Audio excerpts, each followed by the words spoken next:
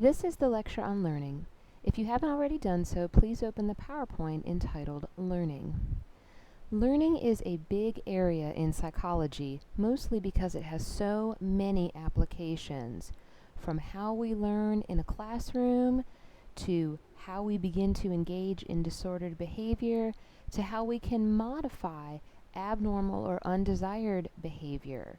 So the field of learning within psychology is a big one. Entire classes are devoted just to learning. So this lecture is just an overview of some of the different learning theories. Through this lecture, I want you to become familiar with three learning theorists: Ivan Pavlov, B.F. Skinner, and Albert Bandura. But before we get into their theories, I want to first talk a little bit about what learning is. Learning is simply making or changing associations. What can differ is what two things are being associated. One of the most common applications of learning theory is in advertising. Advertisers love when a product or service is associated with something positive, something happy, something memorable, something that makes your life seem easier or better, because in that way, the more the association is made, the more you are willing to use that product or service. Let me just give you an example of some basic associations through advertising. I want you to put your head in the mindset of different brands of candy. I'm going to say a slogan for a candy, and I want you to think about what candy matches that slogan. Here's the first one. Melts in your mouth, not in your hands. Second, get the sensation. Third, the fresh maker. Fourth, taste the rainbow. Now, if you are familiar with candy and you pay attention to candy commercials, all four of those should be familiar to you, and you should be able to easily identify those slogans with the product. The first one, melts in your mouth, not in your hands, is M&M's. That slogan has been around for a long time, and usually the commercials have happy imagery, happy people enjoying their M&M's. So you begin to associate M&M's with good quality of the product, that is, it won't melt in your hands, but also feel good, being around people you like, and having a good time. The second one was get the sensation. This is for York Peppermint Patty, and the association being made here is that it is cool and refreshing when you have a York Peppermint Patty. The third one I mentioned is the fresh maker. Now these commercials are a little odd because they tend to be foreign, but this is for Mentos. And usually the association in Mentos commercial is that somehow eating Mentos will make you smarter, more handy, more efficient at something, better looking, but again, all positive attributes. The last one I mentioned was taste the rainbow, and that's associated with Skittles. The association there is that there are many different fruit flavors in Skittles, so you will have a mouthful of different kinds of pleasures. And maybe if you don't like a particular flavor, in theory you could always pick it out. So all of these are just basic associations that have been made. I seriously doubt that any of you sat down and tried to learn those associations. You didn't say, taste the rainbow, Skittles, taste the rainbow, Skittles, taste the rainbow, Skittles. You didn't try to learn that association, but when things are presented to you over and over again, the association becomes almost automatic. And that's one of the fundamental principles of learning theories. Most learning is done fairly automatically. We may not even be conscious of some of the associations that we've made, but that doesn't mean that those associations don't drive behavior. So again, one key application of learning theory is in advertising. People who are in advertising are very well suited to know a little bit of psychology. On this first slide, the other application that you see is for what we call exposure therapy. Exposure therapy is very useful in treating phobias, which is a particular kind of anxiety disorder that I'll talk a little bit more when I talk about psychological disorders. Exposure therapy requires a client to be exposed to the source of that phobia. A phobic target is usually negatively associated with an experience or some sort of fear. So the goal in exposure therapy is to undo that association, to make the person less fearful of that target object or target situation. There are two ways in which exposure therapy can be used for the treatment of phobias. One is called systematic desensitization. In systematic desensitization, we determine the client's phobic target, and then we very gradually build that client up to exposure to that target. But it's done in a very systematic, gradual way. For instance, if you were afraid of spiders, I might first show you a picture of spiders and allow you to get comfortable with that. Talk about what your anxiety level is and how we can bring that down. Then I might show you a video of spiders. Then I might have you hold a rubber or plastic spider in your hand. Then I might have you hold a stuffed animal spider. Then maybe an actual stuffed taxidermied spider. Then finally get to the point where you can go to a display case that has spiders in it, and maybe if we're lucky, actually put a spider in your hand. So again, this type of exposure therapy is done very systematically, in a very slow and deliberate way, but the end goal is that the client, you, faced your phobic target. All along the way, we pair those systematic exposures with relaxation and make sure your anxiety level is dropped. Therefore, by the time you get to that actual phobia target, you are much less likely to have an aversive reaction to it. You're much more easily reduced in your anxiety level. The other type of exposure therapy for phobias is called flooding. Flooding is not for everyone, but the psychologist may determine that this is the best approach to rid a client of a phobia. Flooding is an exposure technique in which we take the client and totally immerse him or her in the phobic target. So for instance, if you were afraid of heights, I would put you outside on top of a very tall building. You have no choice but to face your fear. This isn't recommended for everybody because some people's anxiety would be so overwhelming they may actually pass out. You can't die from an anxiety attack, but you can actually lose consciousness if it was that severe. So in flooding, we put the person in full immersion of the phobic target. And like I said, either one of two things is going to happen. Either the person is going to be immediately cured of his or her phobia, or have a severe anxiety attack, and then we'd have to go back to step one in systematic desensitization.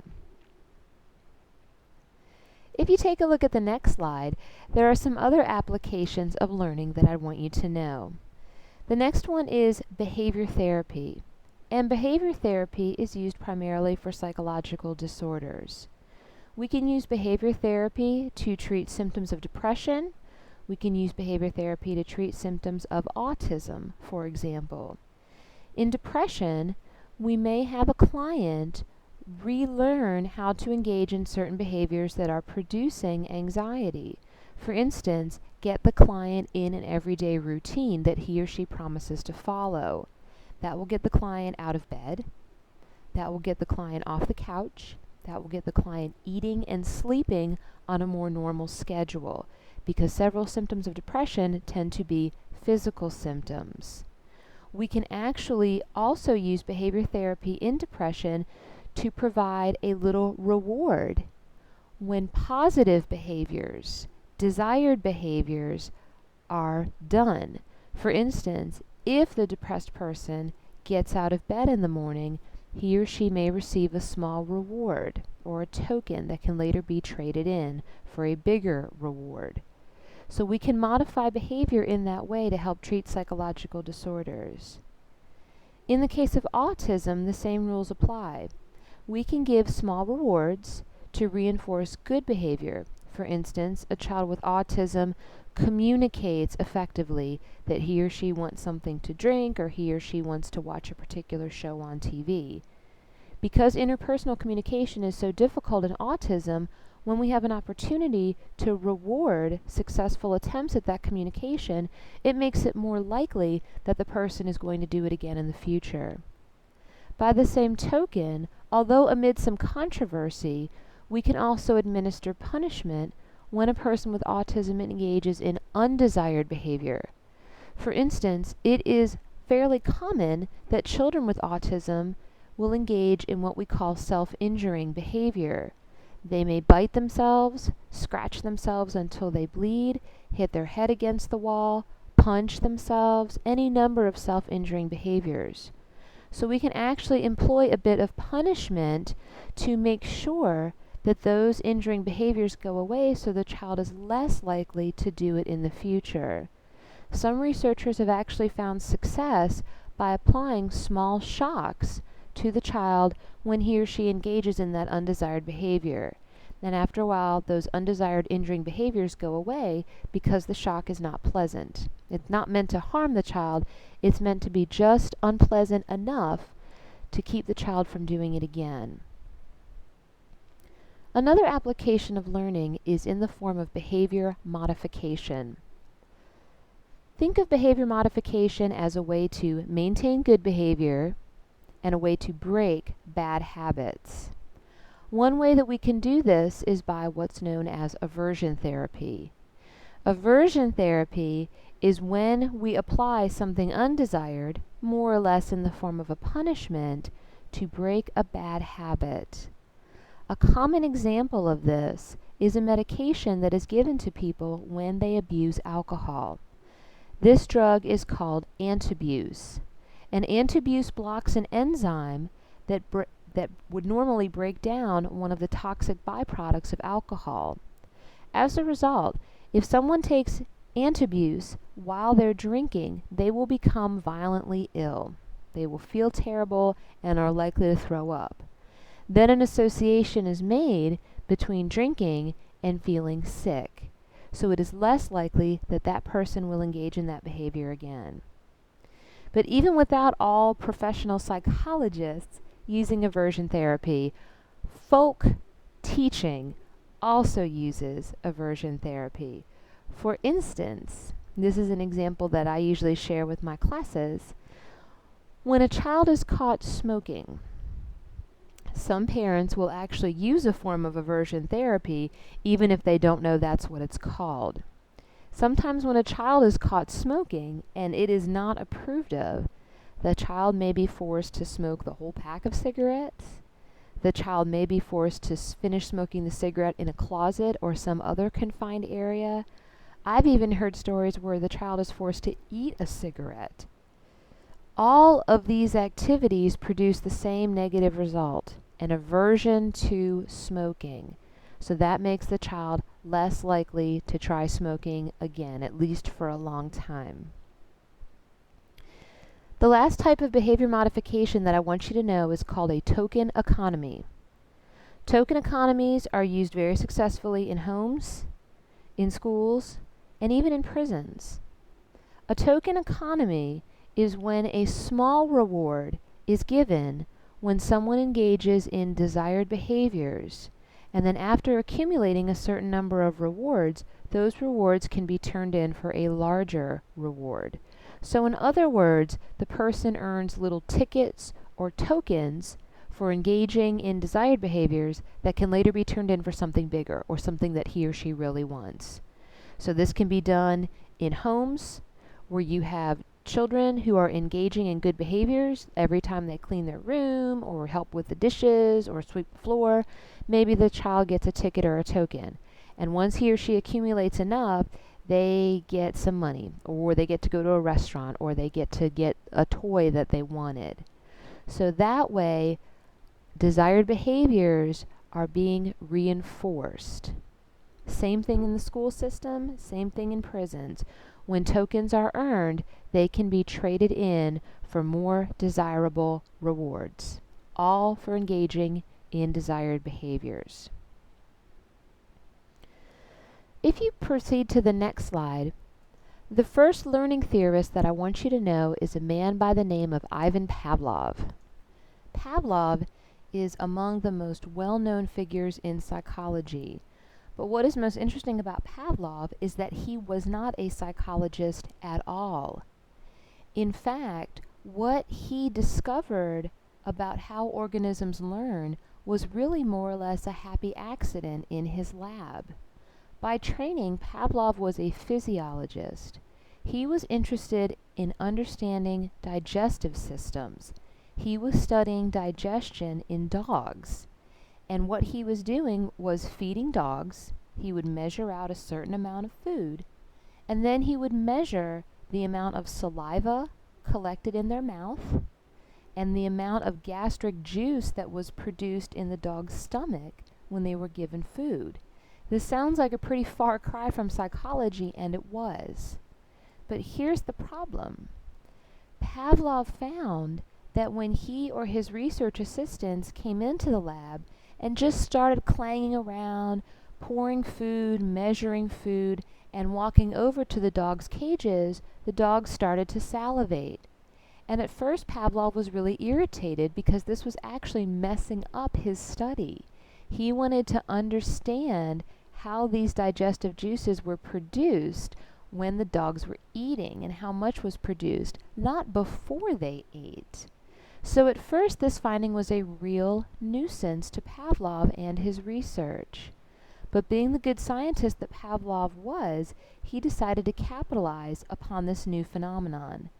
And the more he studied it, the more he realized that this was a form of learning. The dogs were making an association between hearing the food being prepared and the knowledge that food was coming. So what he did was then divide what was happening into 4 critical elements, the elements of what we call classical conditioning. Classical conditioning is a form of stimulus-stimulus learning, or stimulus-stimulus association. If we take a stimulus that would naturally produce a response in us, for example, food.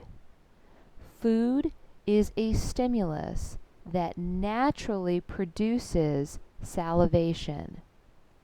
That's our natural, unconditioned response. So when I say natural, that means not learned. Food is an unconditioned stimulus that produces the unconditioned response of salivation. You don't have to learn this. If you haven't eaten all day and I put a big plate of delicious food in front of you, you're going to salivate. You did not learn this. This is a natural biological association. Food produces salivation.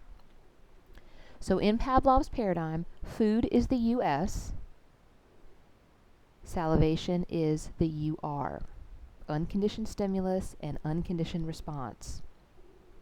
Pavlov realized that the dogs were pairing or associating the sound of food being prepared with the food itself. So he said that there was another element here, what we would call the conditioned stimulus, or CS. The CS is the stimulus that is being paired with the unconditioned stimulus. If you pair the US and the CS enough times, you will produce the CR, and that's the key. This is what demonstrates classical conditioning has happened. If the CS alone produces the CR, or conditioned response. So in Pavlov's original paradigm, the CS was the sound of food being prepared, and the CR was salivation to those sounds. Not to the food itself, but salivation to those sounds. So that's how we know classical conditioning has taken place, when we see a CR occurring. So in Pavlov's paradigm, the UR and the CR were the same. The actual behavior was salivation. What differentiates the two is what caused them. The UR is produced by the US. The CR is produced by the CS.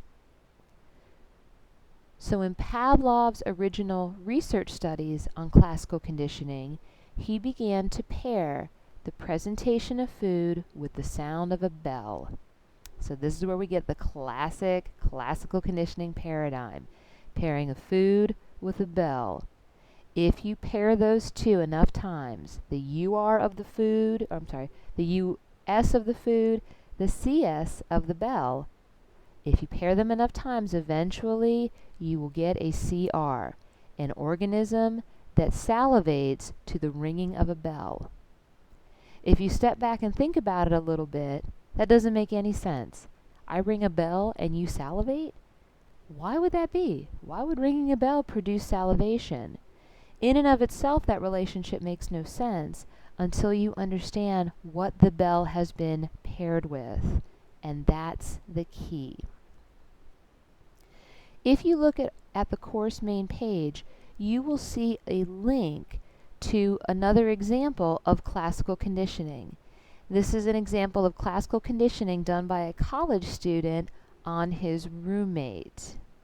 So it's classical conditioning at BGSU, and I encourage you to watch this short video clip to get another example of classical conditioning at work. Before we move on, I'd like to read a few examples and have you identify the US, UR, CS, and CR in each. So I'm going to read each example. Then I'd like for you to pause this lecture and see if you can identify the US, UR, CS, and CR in each one. Here's the first one. A man survived a plane crash that occurred during a thunderstorm. Now, whenever the man hears thunder, he becomes upset. Let me read it again. A man survived a plane crash that occurred during a thunderstorm. Now, whenever the man hears thunder, he becomes upset. In this example, we want to identify what the response is, and then go back and identify what would naturally cause that response, and what has been conditioned to produce that response. So I always think it's easier to identify the UR and CR first, because they tend to be the same response. In this case, the man is upset. The UR and the CR is both upset. What causes him to be upset differentiates the US and the CS. Naturally, all of us would be upset if we were in a plane crash. That is the US. The US of the plane crash automatically produces the UR of being upset. That's natural. That is not learned. What is learned is thunder causing the man to be upset. Not all of us are universally afraid of thunder. It doesn't make us upset. But this man has associated the sound of thunder with the plane crash. So because of that association, he now becomes upset at hearing thunder. So thunder, or hearing thunder, is now the CS. And the CR is upset at the CR is upset at the thunder. So in simplest terms, US is plane crash, UR is upset, CS is thunder, CR is upset. If you can identify those four, you're well on your way. Here's a second example in which I want you to identify the US, UR, CS, and CR. On Matt and Sherry's great first date, Matt gave her a rose. Now, whenever Sherry sees roses, she is happy. Let me say it again. On Matt and Sherry's great first date, Matt gave her a rose. Now, whenever Sherry sees roses, she is happy. In this situation, the response here in both cases presumably is happy. Unconditioned response is happy, conditioned response is happy. Naturally, a great first date would make us happy. Hopefully that's universal. If you have a really good first date with someone, it makes you happy. So here the US would be the great first date. The UR is happy. So now you have to decide, what has Sherry associated that great first date with? And it seems in Sherry's case, she has associated it with roses, because during that date, Matt gave her a rose. So for Sherry, not only was she naturally happy because of the great first date, but now she is reminded of that whenever she sees a rose. So the CS, the conditioned stimulus here, is the rose, or roses, and the conditioned response is being happy. So let's backtrack a little bit. In this case, the CS is a rose, and the CR is happy. This is conditioned. Not everyone is naturally happy over the thought or sight of roses. Maybe you don't like roses. Maybe you don't like the smell of roses. In fact, maybe for you a rose has a negative association. So the CS-CR relationship is not universal. This is an individual association. For each individual, a CS has been paired with a US, and once that pairing happens, it produces a CR. For Sherry, the CS of the rose has been associated with the great first date. That's the US. And because of that association, she now has the conditioned response of being happy whenever she sees a rose. So again, to recap, in this example, the US is the great first date, UR is happy, CS is roses, and CR is happy. So again, notice the UR and the CR are essentially the same. The difference is what elicits them. The UR is elicited by the great first date. The CR is elicited by the roses. If you go to the next slide, there are a few phenomena associated with classical conditioning that I'd like for you to know. The first one is called extinction. Extinction occurs when the conditioned response goes away. So in other words, maybe at some point down the road, roses no longer make Sherry happy because she's long since forgot about Matt and that great first date because Matt turned out to be a real jerk. Who knows? But extinction happens when the CR is no longer elicited because the CS and the US are no longer paired together. That's the key that's holding this type of learning together, is the CS-US association. If that association is broken, the CR goes away. So that's extinction, when the CR disappears because the US-CS association has been broken. However, we also see a phenomenon called spontaneous recovery. This is a phenomenon in which it is much easier to relearn an association the second time around than it is to learn the association initially. So it's almost as if the CS-US pairing happens instantaneously if we repair them again. Sometimes in learning, a US-CS pairing does not happen right away and takes multiple exposures. But if we see a spontaneous recovery after extinction, that suggests that the learning was never really lost in the first place. It was just buried down deep somewhere. If the learning, the association between the US and the CS was truly gone, truly extinguished, it would take just as long to relearn an association, just as long to show a conditioned response. But that's not what happens in reality.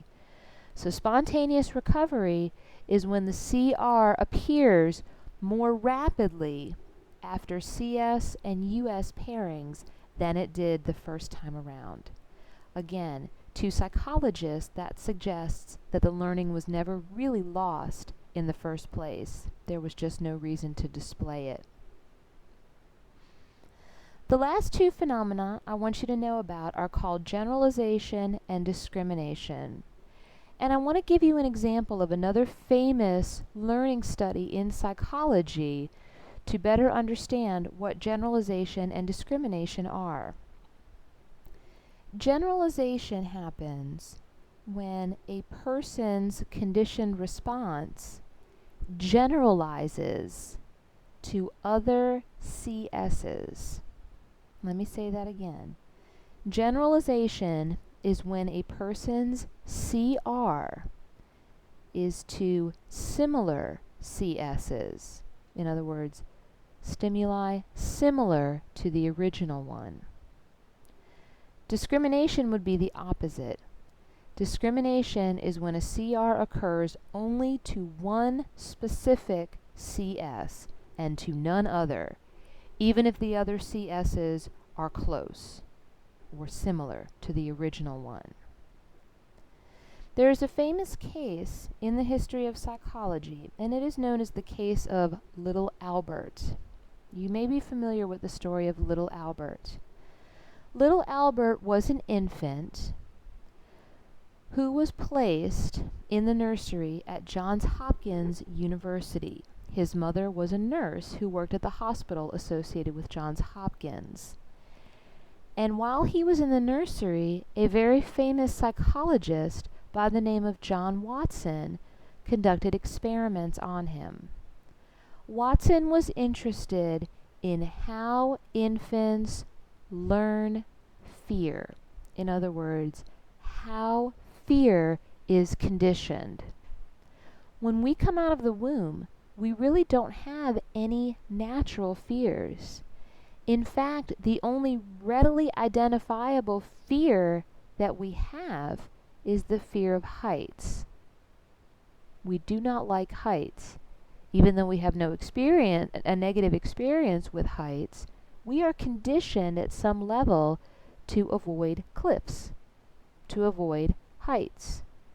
Little children know not to go tumbling down a flight of steps or not to go over the edge of a table. Even if they've never had an experience with falling, they just know. Now, of course, infants have a lot of natural fears. Fear of loud sounds, for instance. That naturally produces a startle in all of us. That is not learned. Children are not afraid of any animals. They're not afraid of fire. They just don't have any natural fears except that of heights. So Watson was interested in seeing how fear was conditioned, how associations that produced fear developed. So he and his assistant conducted an experiment on little Albert. They wanted to provide little Albert with a neutral stimulus, something that did not produce any fear, and they chose a small white rat, and not a big old gnarly rat, a nice little cute rat. And Albert, of course, showed no fear to the rat. They put the rat in little Albert's lap, and he was all curious and wanted to pet it, and there was no innate natural fear of the rat. So once it was established that little Albert did not fear the rat naturally at all, what Watson would do would be to put the rat in little Albert's lap, and then his assistant from behind would bang a loud pot with a stick or some other tool. So little Albert gets the rat placed in its lap and almost immediately has a very loud sound behind him. So you know what's going to happen. When you get a loud sound, usually we are startled. In the case of infants, they usually start to cry. Watson made this pairing 6 times. And after those pairings were finished, every time little Albert saw that little rat, he started to cry. Now remember, before then, little Albert had no innate fear of the rat whatsoever. But unfortunately, little Albert had associated that white rat with the sound, that loud, scary sound. And that association was enough to produce fear of the rat. So looking at it from the basic elements of classical conditioning, for little Albert, the US is the loud sound, the UR is fear, the CS is the rat, and the CR is also fear. Unfortunately for little Albert, the fear was not restricted to the rat. The fear generalized to other furry, soft stimuli. So we have what's called a generalization. Little Albert also displayed fear to rabbits, monkeys, dogs, in other words, other soft furry animals. And on the picture you see on your PowerPoint slide of a Santa Claus mask, little Albert also showed fear to that because it was soft and fuzzy and white. So in little Albert we see a generalization. His initial conditioned fear of the rat generalized to other soft and furry things. If little Albert would have only shown fear to the rat, but no other similar stimuli, then we would say that he discriminated, or that he showed discrimination. He was trained to fear only one stimulus, the rat, and nothing else, and that is what he showed. I wish this was the case, but unfortunately his fear generalized. It is unclear whatever happened to little Albert, because soon after the experiments were concluded, his mom got another job somewhere else and they moved away. And I'm not sure if there's any record as to what actually happened.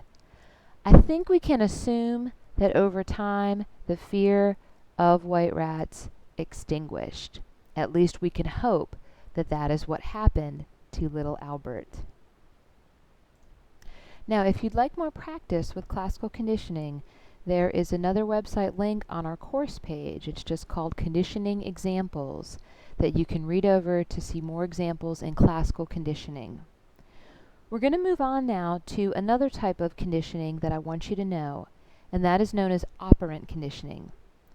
The psychologist most clearly associated with operant conditioning is a man by the name of B.F. Skinner. And his take on learning was a little bit different than the take of Pavlov. As in all forms of learning, we still have to identify what kind of association is being made. But Skinner believed that the key association is between what an organism does, or how it operates on its environment, and the consequences of that behavior. So this is how we get the term operant conditioning. What the organism does, or in other words, how the organism operates in the environment, and the consequences that the organism receives. So the key association in operant conditioning is between the behavior and the consequence of that behavior. There are two major categories of consequences for behavior, well, excluding the possibility of no consequence.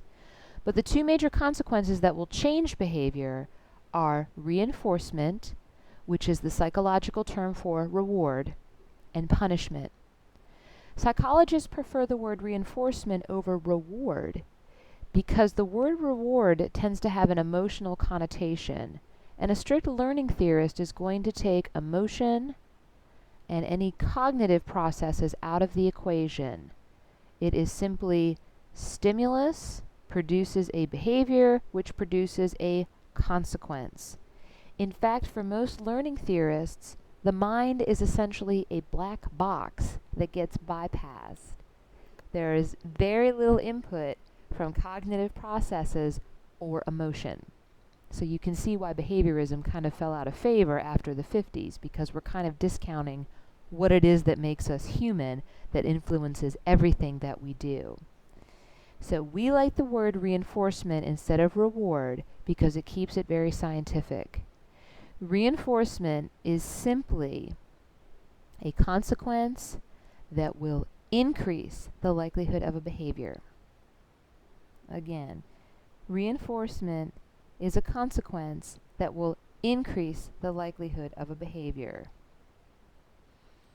Not because we necessarily, quote, like it, but because we will work for it. Punishment is a consequence that will reduce the likelihood of a behavior. Not because it's, quote, bad, again, not getting rid of the emotional ties to it, but it is aversive.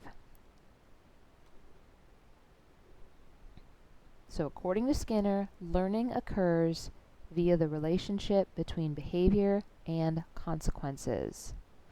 Now sometimes we can talk about simple behaviors like learning to eat with a fork or walking or something like that. Most behaviors that we engage in, however, are much more complicated. So if you take a look at the slide, you will see that most behaviors that we engage in are complex and actually require the use of shaping.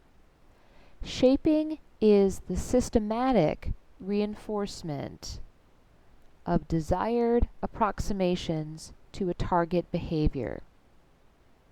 Again, shaping is systematic reinforcement of successive approximations to a desired behavior. I hate to say it, but not all of us just jump on a bike and know how to ride it. Not all of us jump into a car with a stick shift and head on down the road. It just doesn't happen that way. We have to be reinforced for every little step we do that is a step in the right direction toward the goal behavior. So for instance, the picture of the gymnast. Not everyone just jumps into a somersault, cartwheel, double back flip in his or her backyard. It just doesn't happen. But if you reinforce each piece of that sequence, eventually the young gymnast will learn that entire sequence. So that's what we mean by shaping. Reinforcing successive approximations to that desired behavior.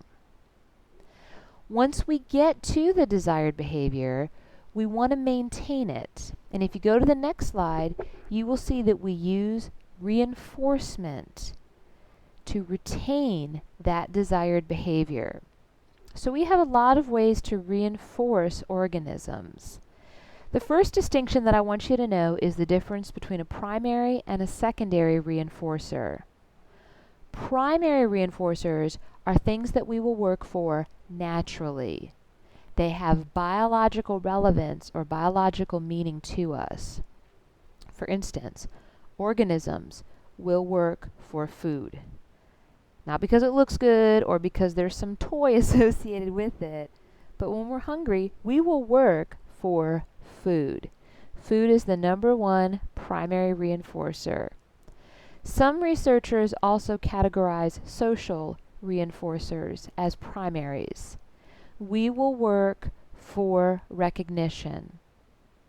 Some people more than others. This goes back to personality differences.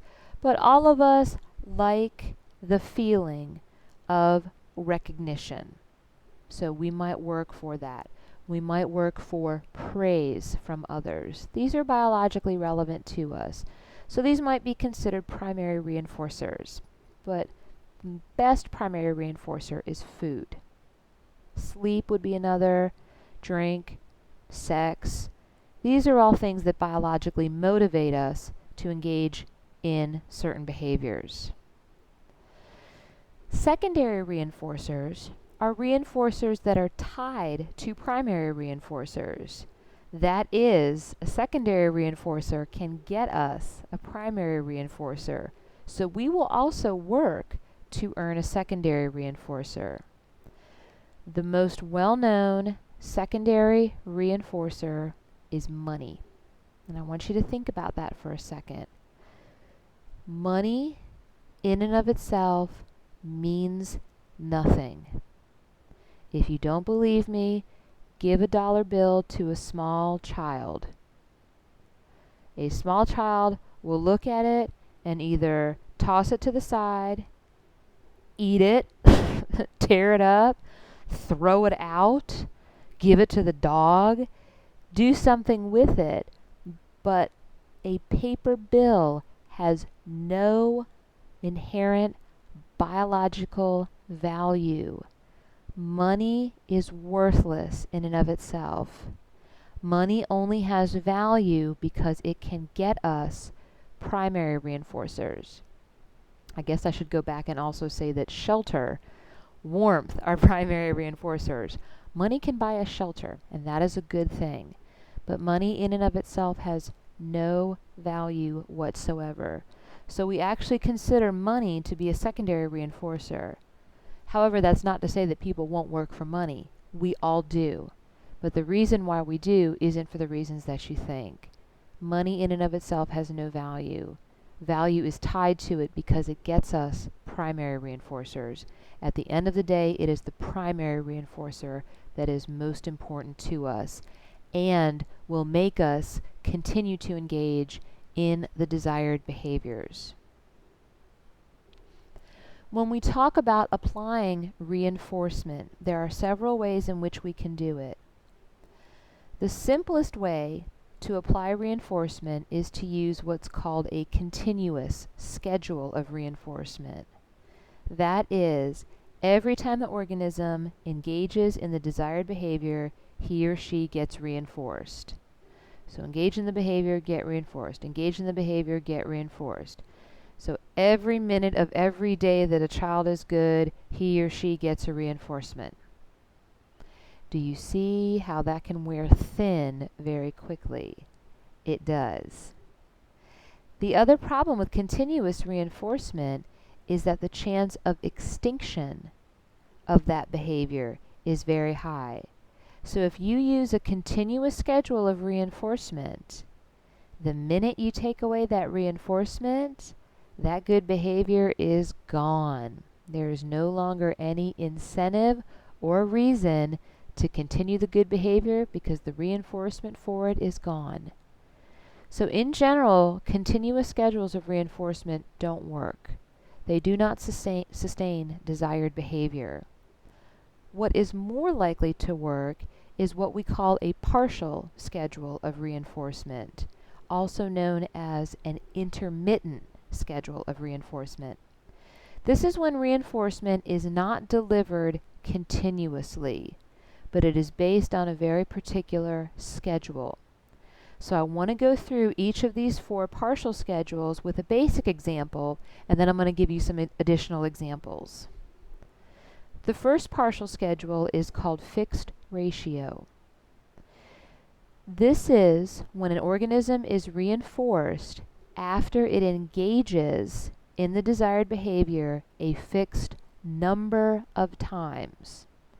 Whether that takes a month, a day, a week, a year, it doesn't matter. The organism must engage in the desired behavior for a fixed number of times before he or she is reinforced. A very basic example of that is any kind of piecework done at a factory or a mill. In other words, every time you produce 10 license plates, you get paid. Every time you package 20 CD cases, you get paid. Every time you sew 5 flags, you get paid. So piecework is considered to be on a fixed ratio schedule, and that's the most common example of an FR schedule. Another example would be commission work. Every time you sell 2 cars, you get a bonus. Okay, so it has to be a set number of the desired behavior. The next schedule on the list is called fixed interval. This schedule works a little bit differently. Reinforcement will happen if you engage in the desired behavior within a set period of time. So anytime I talk about an interval schedule, reinforcement is based on a period of time. So as long as you engage in the desired behavior during that interval, you will get reinforced. And the interval or time period is set. The most basic example of a fixed interval schedule is getting a paycheck on a regular schedule, getting paid every week, getting paid every 2 weeks, getting paid every month. As long as you are engaging in the desired behavior and keeping your boss happy, you will get that reinforcement at the end of the interval. It is a set interval in which you are showing the desired behavior. So that's an FI schedule. As long as you show the desired behavior within that interval, you will get your reinforcement. The next schedule on the list is called variable ratio, or VR. Because it is a ratio schedule, going back to the idea with the fixed ratio schedule, this is based on the number of times that you engage in a behavior, the number of instances of the desired behavior. But notice the other word here is variable. So you may engage in the desired behavior 2 times and get reinforced, then 5 times and get reinforced, then 8 times, then get reinforced, then 3 times, then get reinforced, then 10 times, then get reinforced. So it's not based on time, and it's not based on a fixed number of responses. Variable ratio schedules produce very high adherence to desired behaviors, because organisms will continue to engage in the desired behaviors because they never know how many times they have to do something until they get reinforced for it. The most common, well-known example of a VR schedule is a slot machine.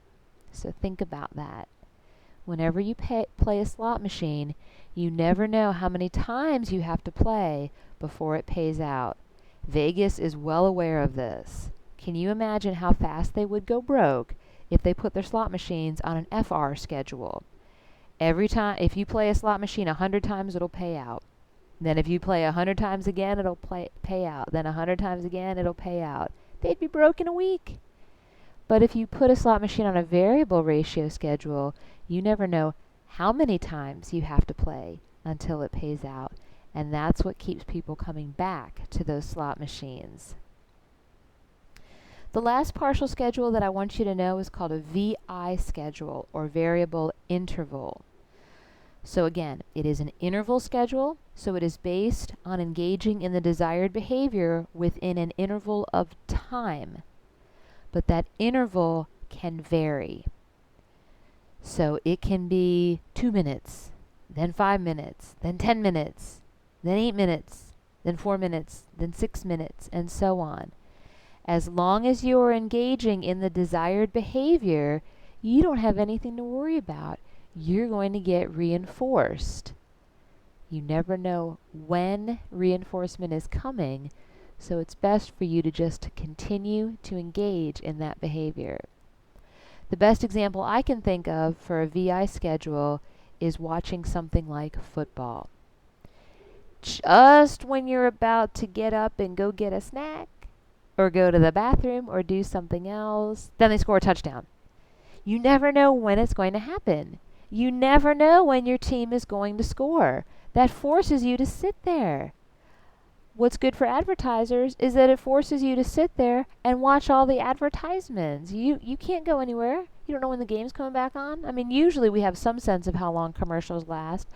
But in general, you're going to sit there and watch the game because you never know when that reinforcement of a score is going to happen. So that's VI. What I'd like to do now is give you some examples and see if you can identify which schedule of reinforcement is being used. So I'm going to read each example. I'm going to read an example. I'd like for you to pause it and think about your answer, and then I'm going to give you the answer. Okay, here's the first one. Which schedule of reinforcement is this? These are all partials, no continuous. Seeing your long-distance sweetie every other weekend. Seeing your long-distance sweetie every other weekend.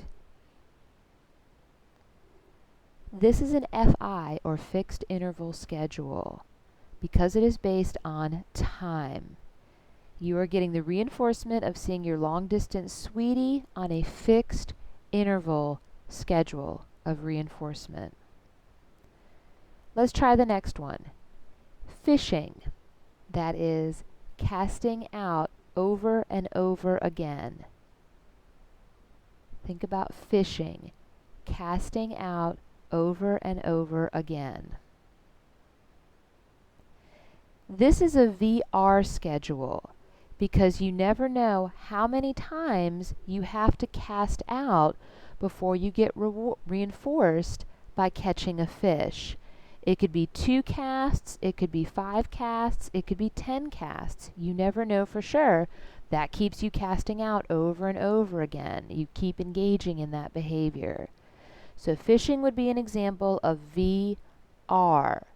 Unless you're one of those people that just put your line in the water and just waits all day. If you're doing that kind of fishing, then you might not catch anything anyway. But if you're actively casting out over and over again, that would be an example of a VR, or variable ratio schedule. Next example. Getting paid for every 50 CDs packaged. Getting paid for every 50 CDs packaged. This is an example of a fixed ratio, or FR schedule. You have to engage in a certain number of behaviors, and that number is fixed, 50 CDs in this case, in order to get reinforced. So this is an FR schedule. Next one. Being put on hold when calling a customer service center. Being put on hold when calling a customer service center.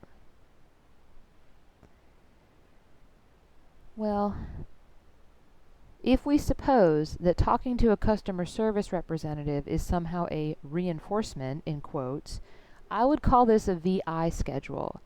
You never know how long it's going to take or how long you have to wait to get someone on the line. As a result, that keeps you waiting on the line.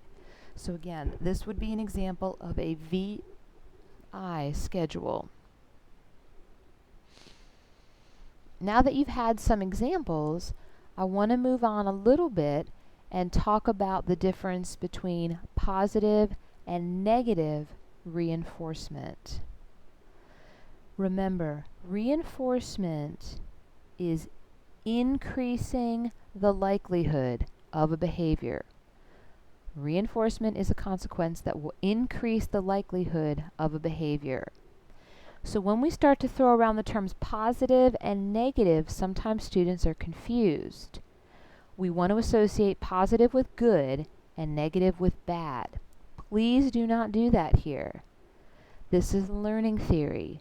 Emotion is removed from learning theory. The word positive simply means to add. Negative means to take away. Positive means to add, negative means to take away.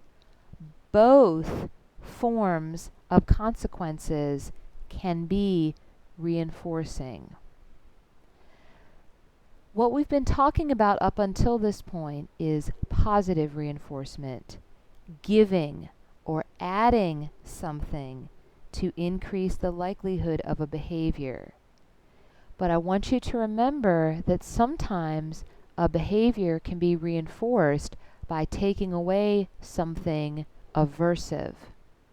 Let me give you an example. Why do we use umbrellas? They're kind of a pain. Half the time they don't even open right. They break.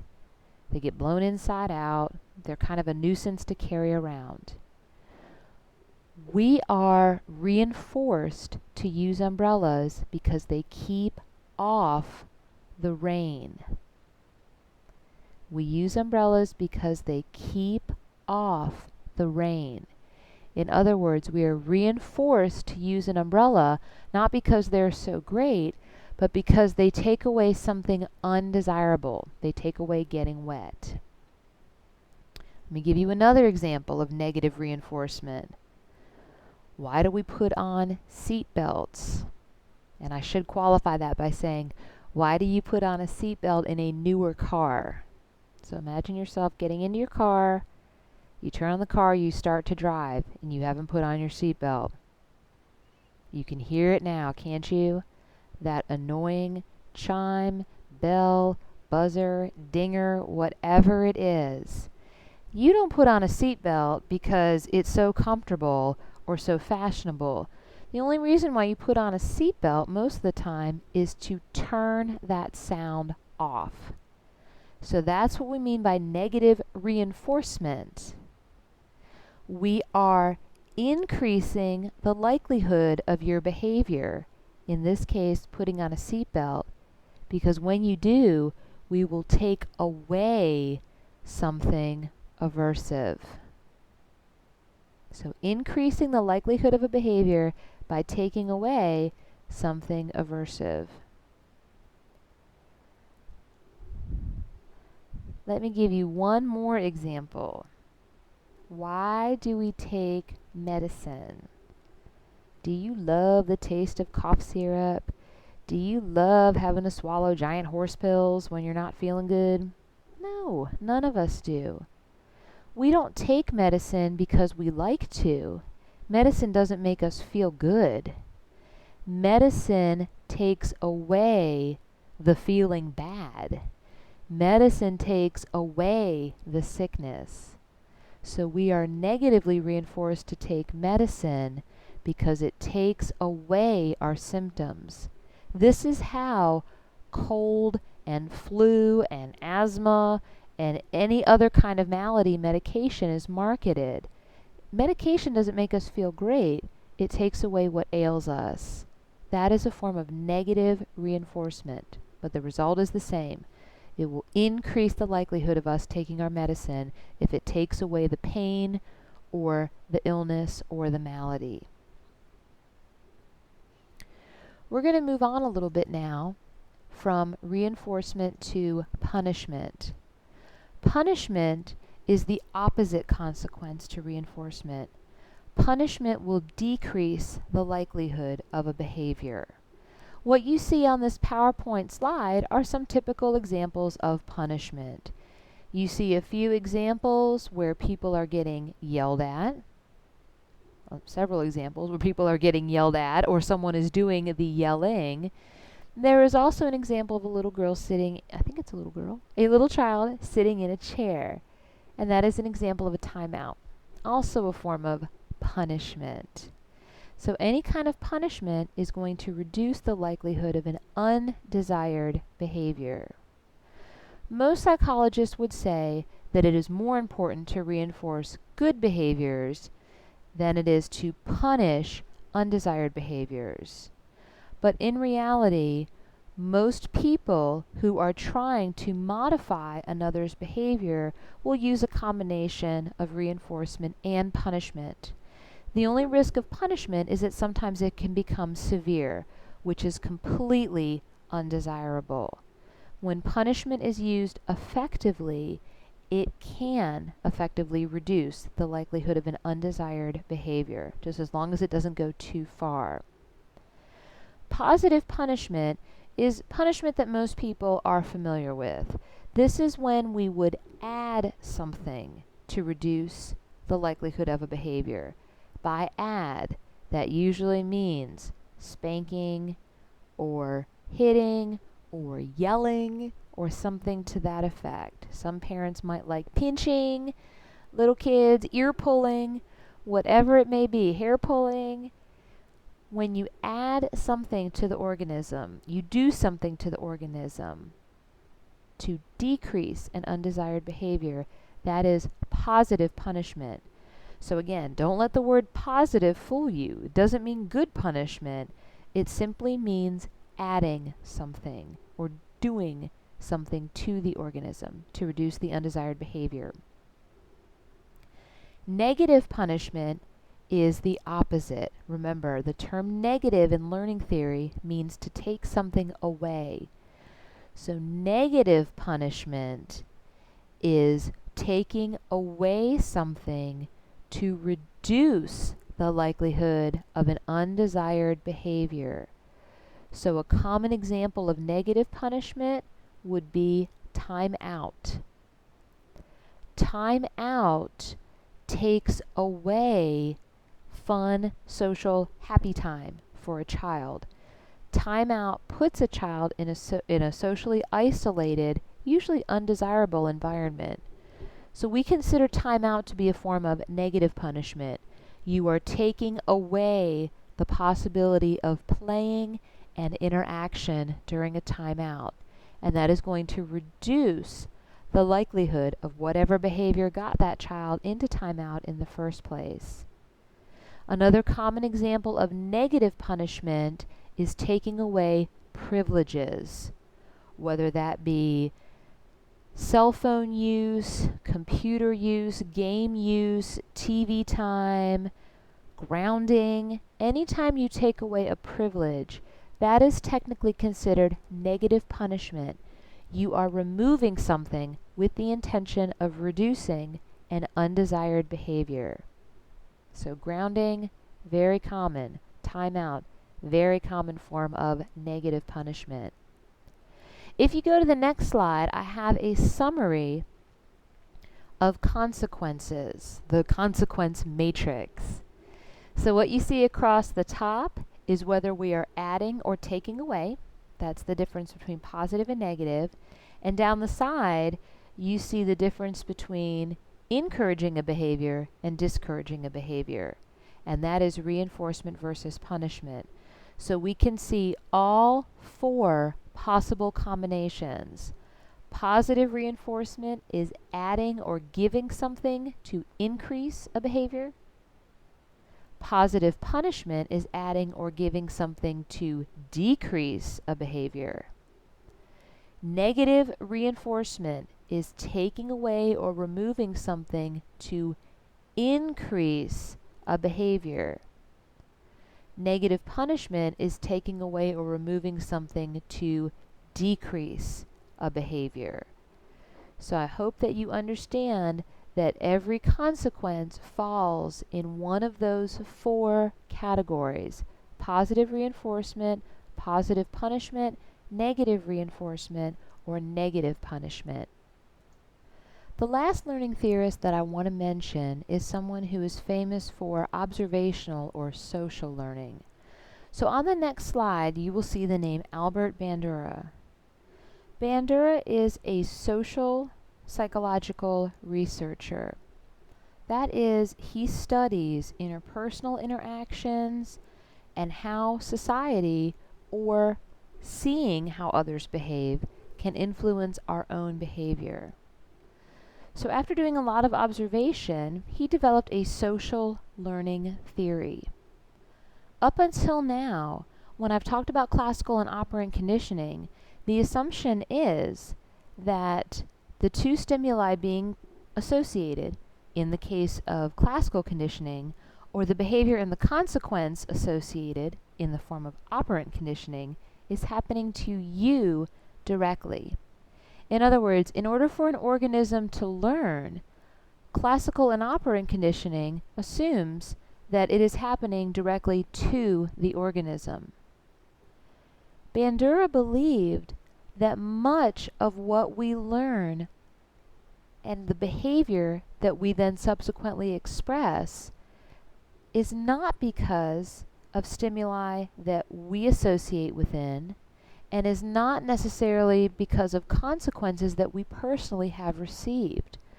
But often we can learn about behaviors, particularly desired and undesired behaviors, simply by watching what happens to others. So he called this social learning theory. And you can see many examples of this. On TV shows, when kids are essentially reinforced for talking back by getting more attention from their parents, little kids learn that maybe they should engage in the same behavior in order to get attention from their parents. So they haven't necessarily done it yet, but they have learned simply by watching it happen to someone else what could happen. Another example is that a child at a store can see another child throw a tantrum, a meltdown,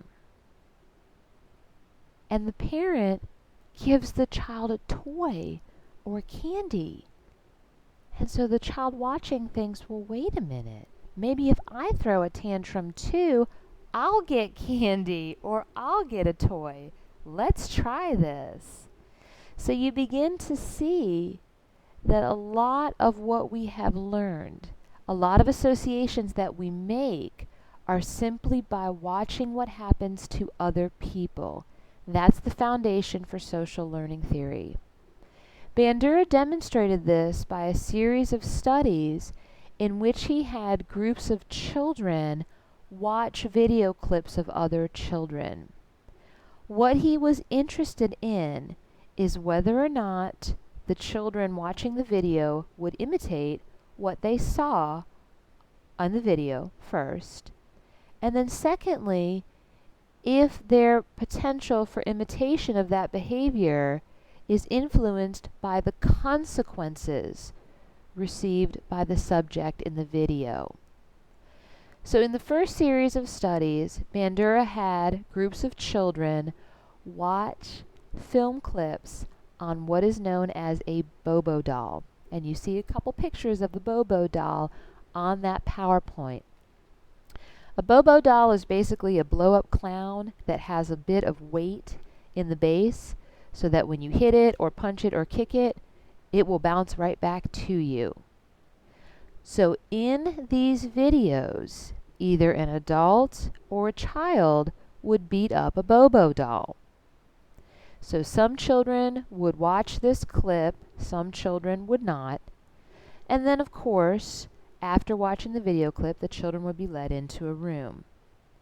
The children who had watched the model in the video beat up the Bobo doll were much more likely to beat up a Bobo doll that was, conveniently enough, in that next room.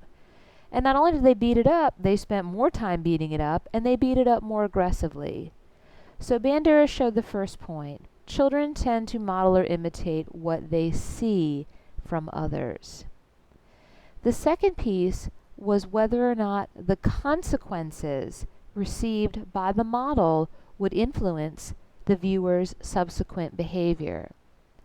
So going back to watching video clips, different groups of children would watch either a child or an adult model. In the end, Bandura found it didn't matter who the model was. They would watch the model beat up the Bobo doll. Then the children would see one of three endings. In some videos, the model received no consequences. In other words, they beat up the Bobo doll and just walked out of the room, the end. Another group of children saw punishment. That is, after beating up the Bobo doll, someone came in and said, you know, you really shouldn't beat up the Bobo doll that way. That kind of behavior is just not appropriate. In other words, the model received a scolding as a form of punishment for beating up the Bobo doll. The third group of children saw the model get reinforced for beating up the Bobo doll. A person would come in and say, yeah, you show that Bobo doll who's boss. Good hitting technique. Way to go. I like how you use that mallet to really give it to the Bobo doll. Whatever it took for the model to get reinforced. And if you take a look at the next slide, you will see the results of that study. And here is where social learning theory is so critical. In this chart, we see the responses of the boys and girls who watch the video clip. And you have three different scenarios. The scenario in which the model in the video was rewarded, a scenario in which the model was punished, and a model in which, or the scenario in which the model received no consequences. Overall, you can see boys showed more aggressive behaviors toward the Bobo doll than girls. Okay, there is a gender difference. But what I want you to look at, most importantly, is the difference in the number of imitative aggressive responses between when the model was rewarded and when the model was punished. You'll notice that for girls and boys, if the model was punished at the end of the video clip, they showed fewer imitative aggressive responses when they themselves had an opportunity to beat up the Bobo doll. The difference seems more pronounced for girls, but even among boys, there were fewer imitative aggressive responses if the model was punished than if the model was rewarded. I think another interesting take-home message from this is that when there are no consequences, it's game on. You'll notice the bars for no consequences are almost identical to when the model was rewarded. So it seems as if children learn very quickly, as long as I'm not being punished for engaging in a particular behavior, or as long as I don't see someone else being punished for engaging in a particular behavior, it must be okay. But Bandura found that overall, the association between behavior and consequence did not have to be directly experienced by an organism for learning to occur. He or she could simply watch the relationship between the behavior and consequence happen to other people and still learn and modify behavior as a result. That's the end of this lecture.